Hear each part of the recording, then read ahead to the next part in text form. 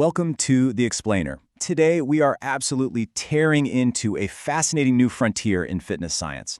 We're looking at a groundbreaking new MRI study that tackles a massive, ongoing debate in the lifting community: the stretch versus the squeeze. You know the debate, right?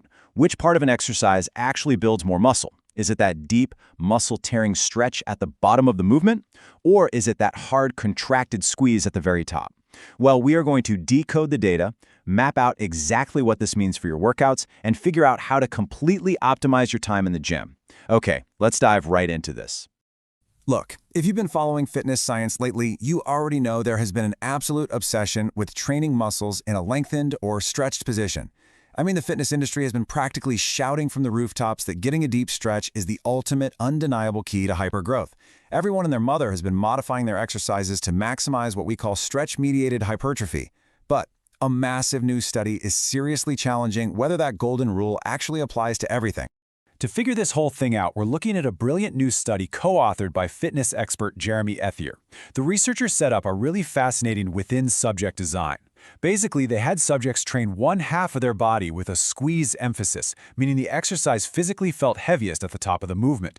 Then, the other half of their body was trained with a stretch emphasis, where the weight felt heaviest way down in the deep stretch. They actually pulled this off by using specialized Prime fitness machines, which let you change exactly where the resistance challenges you the most, all without changing the actual movement itself. Pretty cool, right? Now, going into this, the expectation was pretty much universal. The researchers hypothesized that the side of the body getting that stretch emphasis would see vastly superior muscle gains. And why wouldn't they?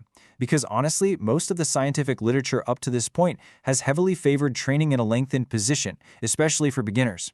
There really just wasn't any strong evidence out there suggesting that a shortened, squeeze-biased movement could ever outperform a deep stretch.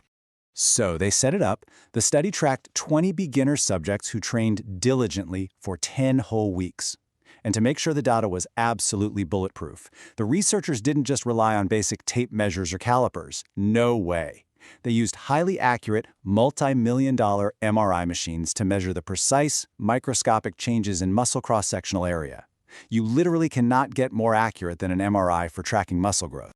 Now, here is where it gets super interesting. It's the specific group of muscles they chose to test. They didn't just go with the usual suspects. Instead, they focused on the pecs, the glutes, the side delts, and the rear delts. And this is incredibly exciting for us because these four specific muscles really haven't been heavily tested for stretch bias in the scientific literature before. We've essentially had this massive gap in our knowledge regarding how these specific areas actually respond to tension profiles. Okay, so after 10 weeks and all those rigorous MRI scans, the results came in, and they were completely shocking to the stretch cult.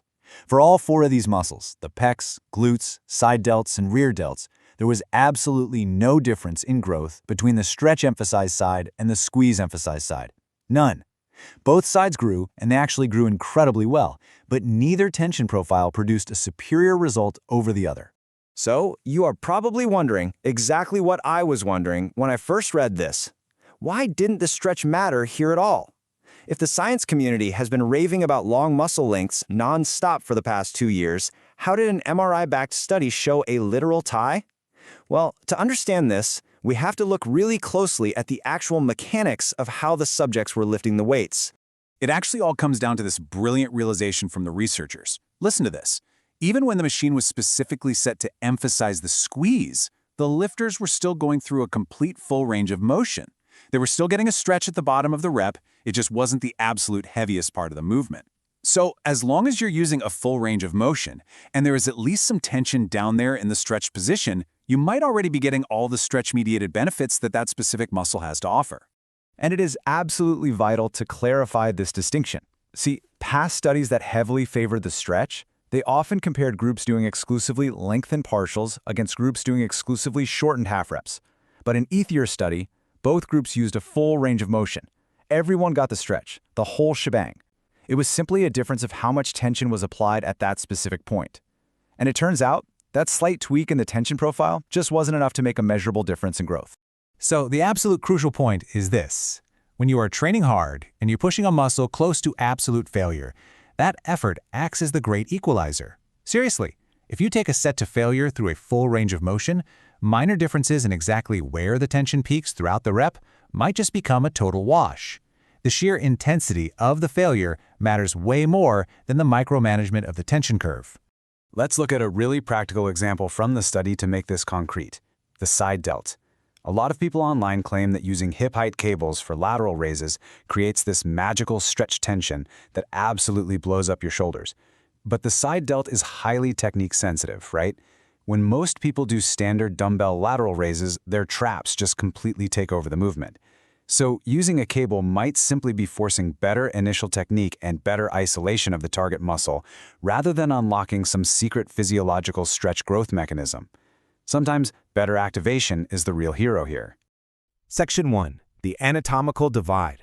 Let's look at the muscles that actually need the stretch. Now hold on, before you go dropping all your stretch-focused exercises into the trash, we really need to talk anatomy. Because the stretch definitely isn't dead, it just depends entirely on the muscle. As the current scientific consensus shows, while the pecs, glutes, and delts didn't respond to extra stretch bias, we do have proven responders: the calves, hamstrings, quads, and triceps.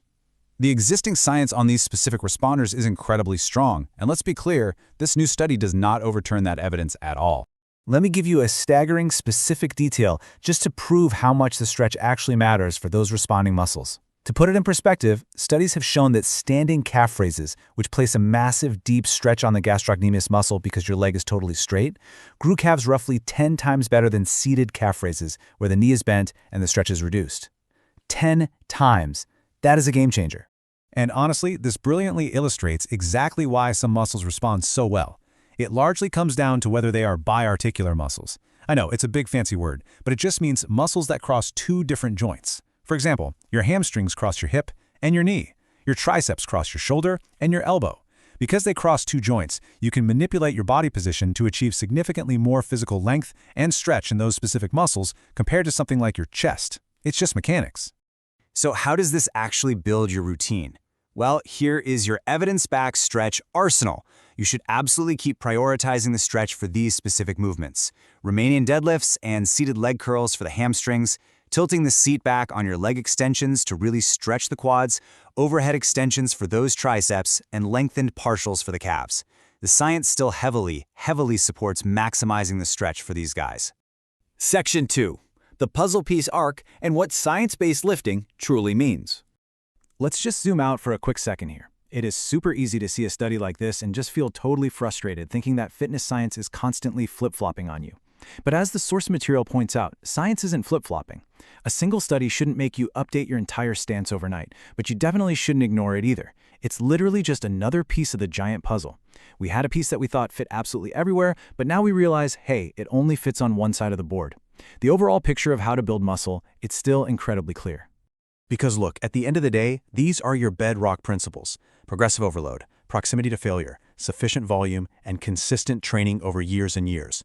Those 4 steps, they make up like 95% of your results.